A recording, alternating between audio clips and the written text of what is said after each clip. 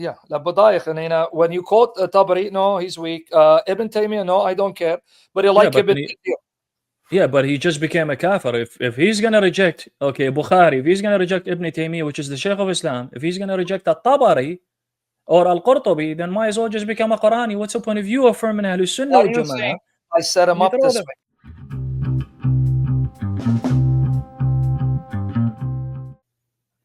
Yeah, man, Islam is false, huh? Yeah, Islam is false, man. Why are you still a Muslim, man?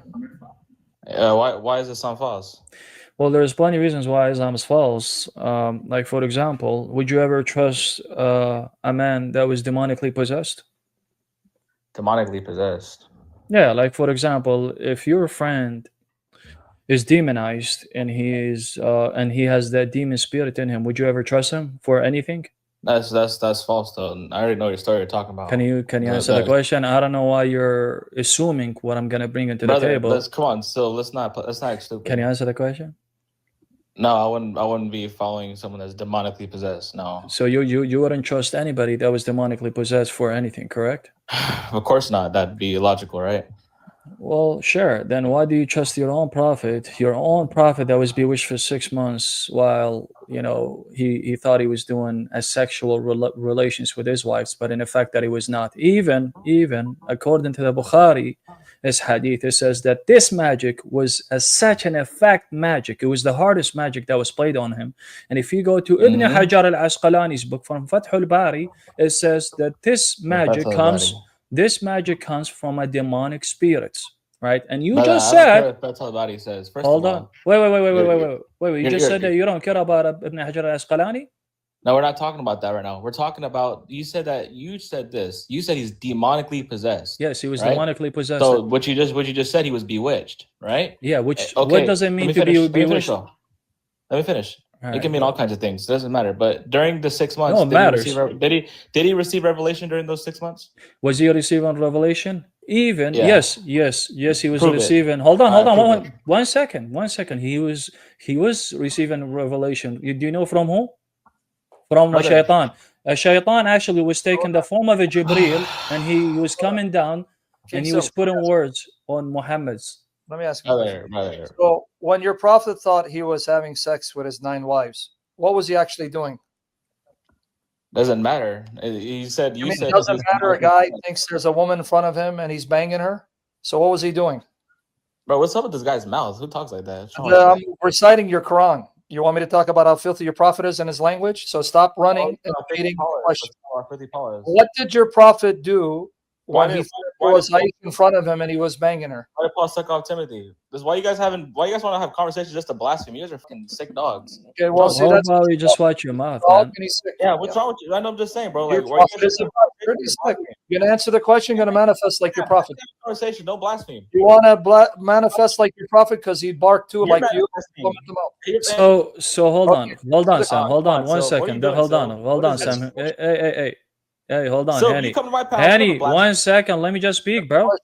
Let me speak. All right. So first of all, Sam never said anything. He was just, going based on what the hadith says, because the hadith says that Muhammad thought that he was mounting, his wives, and the fact that he was not. This is what Sam was saying. So I don't know why you're getting mad at your own hadith. The thing is, this is why. First of all, Sam. Can you answer the question? Yo, Sam, can you answer the question? But can you answer? Anyways. Yeah, we're gonna have a conversation. Can you answer the question? What was he doing when he thought he was mounting 9 of his wives? Doesn't matter. How is that relevant? Yes, it does matter, because if there's a guy in front of me and he's doing sexual positions, there's no one in front of him, and I wonder, hey, what the hell's wrong with you? That's not what's said in the hadith, though. It just said, it says, yes, that he thought he was having sex with his 9 wives when he didn't get near them. So what made him think that? What was he doing? We don't have any evidence of what he was doing, so it doesn't matter. It says that he thought he was having sex with his wives when he didn't, Aisha said. So what made him think that? He was bewitched, correct. What was he seeing in front of him? We don't know. There's no evidence from the Sunnah. Okay, now let's backtrack. When initially the spirit appeared to your prophet, what did he think he was? Did he think he was demon-possessed Majnun? When he ran to Wadaka and Khadija, he but did he think he was initially possessed? I'm not too sure. All right, well, show him that hadith. Okay. Sorry. That's fine. But let me just go ahead and okay. Go ahead. Regardless of the No fact, problem. even if he thought he was, possessed or whatever it was, it doesn't prove anything. No, it What does do you mean prove it doesn't prove? It does prove a lot of No, it things. doesn't. The reason Okay, why then it just proves. like in the Torah. One second. Just one second. If we One talk five second. of us, we can't get anywhere. What about the Torah? Because I'm going to use the Torah now to expose your prophet. Go to the Torah. Go ahead. Okay, Yeah. So the Torah, when angels came to prophets, did they get sick and did they feel uneasy with themselves? If you No. let me answer you. Let me answer you. Anytime a prophet got scared and sick, the angel says, "Do not be afraid," and strengthen them. Why did this spirit torment your prophet? Can I finish the point? I know you want to go to Daniel, and I'm going to bury you with Daniel. Take it easy. I know where you're going. Take it easy. Let me make the point. Why is it that the spirit, when he tells your prophet, read or recite, however you want to interpret it, he goes, "I don't know how to," squeeze them, and then did it 3 times, made Muhammad shiver to the point he went shivering, asking Khadijah to cover him. Can you show me Daniel or Moses or John when they encounter God or a spirit and their immediate reaction is fear, that after that spirit or angel comes and calms them down, they then run back to their household trembling with fear, thinking they're demon possessed? No, none of the other prophets did that verbatim. No, like how you no. So then, good. So why did your prophet have an experience that no prophet had? What does this prove, though? It proves that his experience is nothing like the true prophets. What do you mean? What does it prove? No, it doesn't, because okay, let's go to Daniel then. Let's go to Daniel. Let me go get my. But Bible. do you know that Sammy? He's trying to run. What they do from? He's trying to run from the actual main. I know he's running because he's going to show that Daniel got sick, but then finish it when the angel strengthens him. No, you're running, and you're going to the Bible so you could get away from the argument, the actual main argument. This is what you're doing. Okay, what's the main argument? So, what's the main argument? We don't have to divert. We can stay on topic. Yeah, all right. Yeah, let's go ahead and do that. And by the way, once we're done, if you want to talk about what the Torah says, then you could go ahead and talk about it, because I want to make sure. I believe in the Torah. Okay, I believe in the Torah. Beautiful. Good. You believe in the Torah. We'll see how you believe in the Torah. I'm asking questions about it, but go ahead. Of course, I believe in the Torah. Yeah. So, do you believe that bewitchment, or actually, let me ask you this question: where does the bewitchment comes from? Where does it come from? Yeah, it was from a Jewish woman. And where does the magic comes from? What did he say? I got to hear him. From the Jewish woman. It was a Jewish man. Jewish man, yeah. That was that was a Jewish woman. Okay, so the Jewish man. Okay, so and how was the Jewish man able to affect him? What power? It has something to do with the comb and something else. I don't know. Yeah, but how does it affect him? Who's making that happen? Who's making that happen? I don't get the question. You mean a comb has power in of itself to make Muhammad sick, and a Jew has power in of himself to make him sick? It had to come from like the devil or something. That's what's King Sil's point. Okay, now see King Sil. There we go. Okay, so so the magic comes from the demons, right? Beautiful. Yeah. Well, yeah. I mean, what are the demons? Where does the demons come from? The shaitan is the head of demons. Would you agree with that? The head of the jinns, the bad jinns, and so on and so forth. Correct? Would you agree with that? Sure. Okay, beautiful. So the head of the jinns, the bad jinns, where the magic comes from, all right, is from the shaitan. So we could say that yes, this magic comes from the shaitan. Beautiful. Now we got this out of the way. We already figured this out. Now let's get to the second. All right. Since we already got this out of the way, and your prophet was bewitched, which he was demonically possessed, which it means that he was affected. Now, let me ask you a question. For someone to be affected by something, that he thought that he was doing something, means that he was controlled by that thing, correct? I wouldn't say he was controlled by it, no. Okay. You wouldn't say that he was controlled by it? So if you're affected by something to the point that you thought that you were doing something else, but in effect that you were not, were you controlled by that thing? You're gonna say you're influenced by it, or maybe that means that you were controlled. Yeah, but the temptation was successful, correct? That it got to you, correct? Sure, but the brother, it doesn't matter. Okay, beautiful. Okay, I want to get on to the point. So you said the prophet was receiving revelation, right, from in this time, correct? he was receiving the revelation from a shaitan, which he took the form of a Jibril. Do you want to see that? Would you like to see that? Go for it. All right, beautiful. Now I'll bring you Tafsir al-Tabari. All right, I'll bring you Tafsir al-Tabari in all of them. Okay, not even only al-Tabari. Okay, and Tabari, where does he get it from? I want to know. I got you. I will give you the chain. Tabari is just quoting stuff, and Tabari quotes a lot of weak stuff too in his stuff. Yeah, no, he doesn't. Of course he does. Okay, hold on. 1 second. Just like when Ibn Kathir quotes. 1 second. Hello. Oh my God, I'm speaking. Why do you always do this? Do you trust Ibn Taymiyyah, the Sheikh of Islam? Yeah, of course. If Ibn Taymiyyah, the Sheikh of Islam, says that the best mufassir that you will not go against is at-Tabari, what are you doing here? Do you really know your religion? So let me ask you a question. Okay, if Ibn Taymiyyah, I want to ask him a question. Ibn Taymiyyah confirms that Satan inspired your prophet, because Ibn Taymiyyah is one of the Muslims who actually argued for the satanic verses being true. You're going to accept it? Yeah, where does he say that? In his fatwa, I have the quotation. So if I show you, he says... In Majmu' al-Fatawa?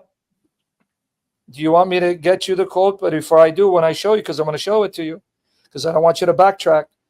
So when Ibn Taymiyyah says that, yes, Shaitan did inspire your prophet to recite verses, which is why Surah Al-Hajj, chapter 22, verse 52, 53 came down.